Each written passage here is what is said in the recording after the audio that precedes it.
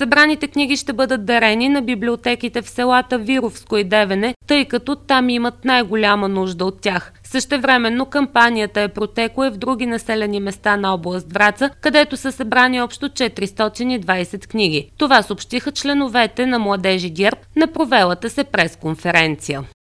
През изминалата седмица МГЕРБ Враца организира кампания за набиране на книги. Дари книга, дай нов шанс на старата библиотека. По този начин искаме да обновиме библиотечния фонд с книги, дадени от граждани за граждани.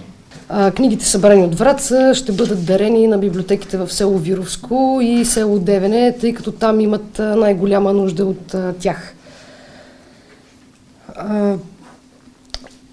Дарените книги засягат най-различни автори, български, известни, класически произведения на западноевропейската литература, също речници, детски книги, научна литература.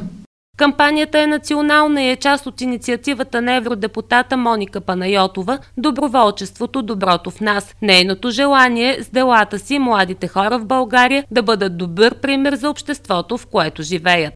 На всеки, който участва в доброволческа кампания, неговия социален кръг автоматично се разширява, запознава се с нови хора, трупа нови умения, така че е много важно все повече хора в България да вземат участие. Само за сравнение, в Европейския съюз около 20-25% от населението са въвлечени в доброволчески кампании, докато в България между 3 и 7%. Да, имаме положителна тенденция, увеличава се броя на хората, занимаващи се с доброволчество, но трябва да се правят повече проекти, повече инициативи, за да имаме по-добър резултат.